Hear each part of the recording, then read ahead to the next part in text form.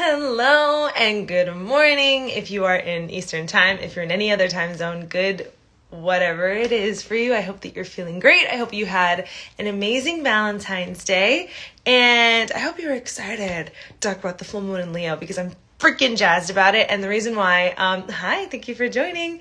As a full moon in Leo, I was born on a full moon in Leo. I'm a natal moon in Leo, so it's important that I consistently remind everyone that I'm a moon in Leo. And so this full moon is entirely about me. But guess what? It's also entirely about you. And that's what I'm going to talk about. Just how, main character this moon is really calling us to become again. But before I get into that, I do want to promote the fact that tomorrow, the 16th, Wednesday at 8 p.m. Eastern, I'm hosting a virtual full moon circle where we're going to do a little ritual together. We're going to do some self-care, some journaling. Hi, yes. Oh, this is going to be a moon, honey. It already is. Are you guys not feeling this? Yeah, so if you want to work with this energy, which is incredible, within community, led by yours truly, it's totally free. And if you do decide to donate, it goes to Black Boys and Ohm. So you can sign up in the bio. It's virtual. Anyway, let's get into the tea, honey. Leo is all about the self, and if you have any stigma or any limiting belief surrounding living a life that is selfish, this is the moon that is going to ask you and honestly force you to redefine what it means to live selfishly. And I think that we have made that be, obviously I think societally we've made being selfish sort of something that's demonized because there's less control when you live within autonomy, but I want to note that being responsible and respectful with other people's feelings, taking accountability when necessary, and just being responsible with the way that you experience others and how others experience you is one thing. But living selfishly, living a life that is catered to your well-being, where you allow yourself and give yourself permission to be your own number one priority, is all what this full moon is about. And I think what's gorgeous about, there's so many things. But on the vein of autonomy, it's important to note that this full moon in Leo is not asking you to be so enamored by the version of you that you are becoming, or, who you are at the end of this healing journey, or, this sort of idealized arrival. But rather, this full moon in Leo is really calling you to be vehemently aware of how worthy and deserving you are in the skin that you are standing in right now. And this isn't just encompassing the times when you're feeling meditative and at peace, who you are when you get cut off in traffic, who you are when you're hangry and you're irritable and when you don't feel lovable, understanding that version of you, that you, is so fully worthy and deserving of every desire that your soul has. And it's important to release any conditioning that you have on your sense of self-contentment, right? Allowing yourself to be so vast in awareness of how innately deserving and worthy you are, and to thus build a life that honors that understanding of how worthy you are. And that means limiting accessibility from those that don't honor your worth, that don't see your potential, that don't see your power. Because the thing about it is, and as once again, a natal moon in Leo, I know this. I love being seen. And it's important to allow this moon to be the mirror to you in terms of how can you be more seen and what ways do you need to be seen. And that means being heard. That means putting your voice out there, putting your work out there, really standing in what you believe your unique power and potential to be, and allowing that to be consumed by people. So shining, right? Shine brightly, right? Leo is ruled by the sun, so make sure that you are seen. However, it's one thing to be seen and observed and to have an audience, and it's another thing to be accessible to the point where everyone thinks that they are your best friend or that they have access to your energy at any given point.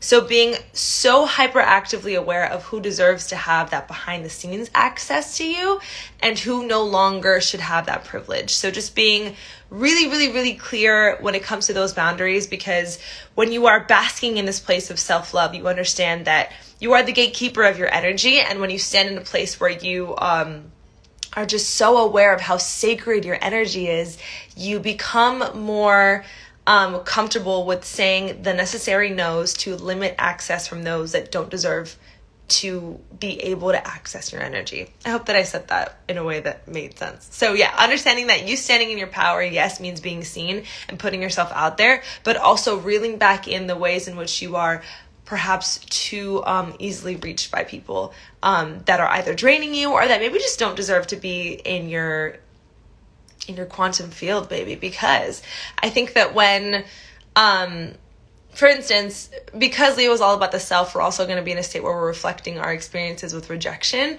And it's important to note that anyone who decides that they don't want to be in your life or don't want to experience you is not a form of rejection, but rather something that is not vibrationally aligning with you, simply falling off or being removed, because that's kind of how frequencies work. And so understand that whatever is falling away right now, especially if you're on a path of betterment, is not a form of rejection. It's not a reflection of your inability to be worthy of that thing, but rather the fact that you are saying to a point that is so largely worthy of it, that it needs something better. And that brings me to the next point, which is that once you use this moon to work with understanding that who you are standing in right now is already worthy and deserving of love, of success, of whatever form of peace you are chasing instead of embodying, but embodying through realizing that you are already it. It's fine. You can now move to the next stage, which is investing in yourself, right? Realizing that if I'm already good in the skin that I stand in now, how can I continue to nurture and water my garden to build a life that is committed to self-betterment? And I wrote this all, if you're subscribed to my newsletter, then I wrote all about this. But I think what's so important to note is that when you are committed to your self-betterment, this isn't something, it's not a diet, it's not like a crash course, it's not something that you do for 2 weeks or, my 2022 goal. It is, how can I build and be so hyperactively aware of the lifestyle that I live and how it is constantly pouring into my investment of self. So understanding that, like, what daily routine am I building that honors my self-investment? And that means when it comes to self-investment, how are you betting your mental health, your physical health, your spiritual health, your emotional health, your creative health, right? Are you allowing yourself to express yourself in a way where you identify as a creator and a creative? Are you living a life where every single day the you at your fullest potential is getting exercised, and what does not honor your fullest potential has no room, and you have boundaries that limit the access from what does not serve your investment and what does? So building a life where self-investment is at the forefront, and where you recognize that every decision that you make, every person that you allow in, every way that you show up in the world caters to your self-betterment, not because you need to be a version of yourself. There's not a version of you to arrive at where you can exhale, but rather you love yourself so much in this given moment that it is only right that you commit to bettering her even further, bettering him even further, bettering them even further, bettering you even further. So yeah, in summation, like I said, Leo full moon is all about shining, making sure that you are seen, making sure that you are heard, using your unique talents and your unique gifts. And maybe that means just standing in your essence. Sometimes our power, all the time, but sometimes it's just all about being the most authentically you that you can be out loud. And as long as you have one true conversation with somebody at a coffee shop and you say something that awakens something they weren't aware of within them, that in itself is so expansive and so purposeful. And so understanding that this full moon is all about how can you stand in your authenticity a bit louder, to the point where it begins to feed the flowers that are around you as well, but also understanding that you are being called to limit your accessibility as well. So really, and that could mean, of course, specific people, specific places, but also, and this is something I'm reflecting on, just like, how on social media are you? Like, how accessible online are you? And is it to the point of your own detriment? Sit with that and whatever that looks like for you. Call your power back by being hyper aware of who gets to access it. That's how I wrote it down. Also, like, on a physical sense, you really can call your power back. So if you are experiencing any endings right now, relational endings, professional endings, platonic endings, and there's something messy about it, you could be either ingesting a lot of energy that isn't yours, or leaving yourself in places where you want to call yourself back from. So do some sort of ritual, meditate, ask to call your power back to the places or people who may still have pieces of you that you left if you had a really emotional, intimate experience, or whatever the case may be. Changing from self-love to self-acceptance. That's another thing that I think is hyperactively important here. Sometimes if we are in a path or on a journey of self-love, we can, work with affirmations and begin to try and convince ourselves that we find ourselves beautiful, or we find ourselves successful or abundant. when we don't, or when our brains aren't in a place that is ready to actually believe it to be true, right? And of course, continuing those affirmations is a way to better that. But understand that you can shift a little bit the way that you speak to yourself in order to kind of like sit more gently with where you're at right now. And for example, if you are on a journey of body acceptance, saying, you know, I love my body is beautiful, is one thing. But if your brain chemistry isn't acknowledging that as truth, it's going to kind of fall flat, as opposed to saying, I accept the body that I'm standing in right now. May I move towards radically loving my body? You know, allowing yourself to be more honest with where you're at and to accept who you are in this given moment, rather than trying to convince yourself of like a false positive belief that isn't actually like resting well with your spirit. I hope that makes sense. But I learned that recently, and it's really helped me in terms of like the parts of my life where I am seeking more nourishment, but I realize that like my brain isn't quite recognizing that as truth.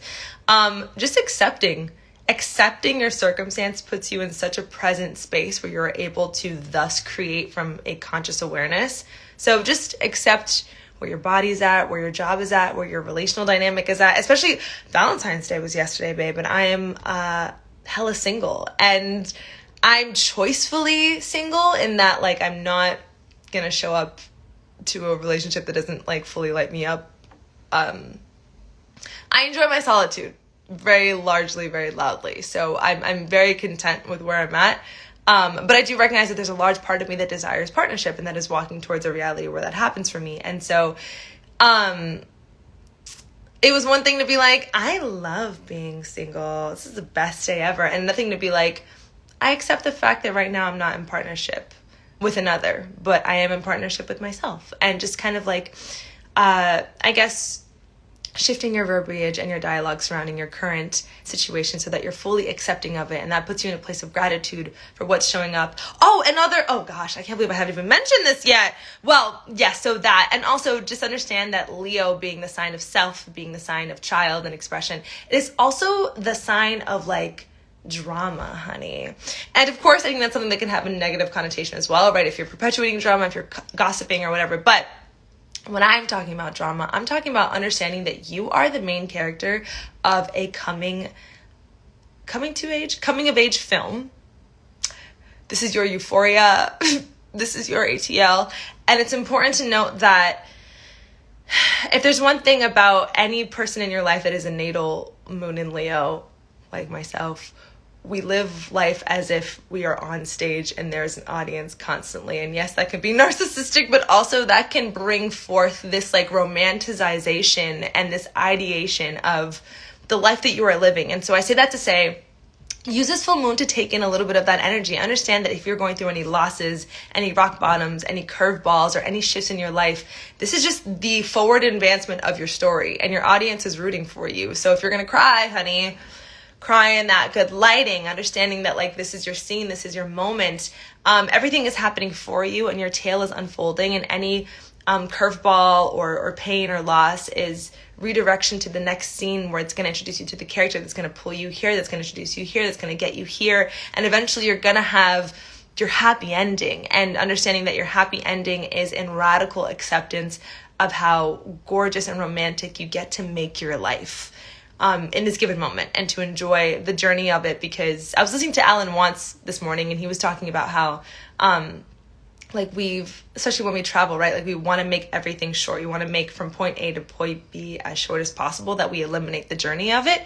And like, for example, music is a gorgeous opportunity to look at why the journey is so much more nourishing than the ending. Like a composer doesn't make a song just for the last beat of it. It's a journey that you go on. And so a full moon in Leo is making sure that that journey is dramatic, and it's vibrant, and it's passionate, and it's funny, and it's all purposeful. There's intention behind everything that happens, every outfit, every friendship, every source of laughter. Understand that like you can make this entire experience a play production, or you could not. But it's so much more fun to think that there's some sort of like cosmic audience that's rooting for your triumph, and it's rooting for your comeback. So if you are experiencing a really gorgeous moment, bask in it. If you're experiencing a harder moment, understand that it's happening for you. It's for there's a lesson that you're learning right now that's going to come in really, really handy when you get to this scene, and then you're going to meet this person, and then that's going to make sense suddenly, and you're going to understand, oh, that's why season 1 that person left, because if not, in season 3 I wouldn't have been able to recognize that I don't want this thing and that I actually do want this thing. Just understand that it's all kind of unfolding in a really cinematic way for you. So with that being said, happy full moon in Leo. Write a love letter to yourself. Write a love letter to someone that you love. Live a dramatic life.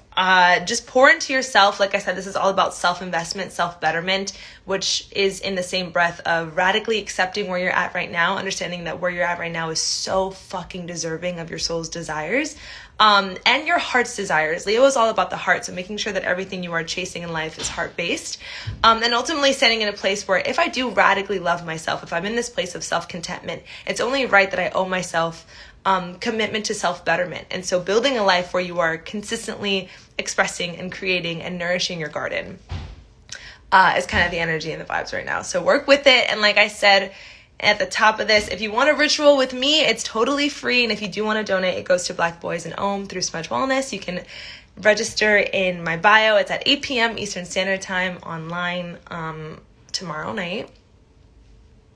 Blessed be your gifts, honey. Thank you for joining. Yeah, and I'll see you guys next time. Happy full moon, babe. Bye.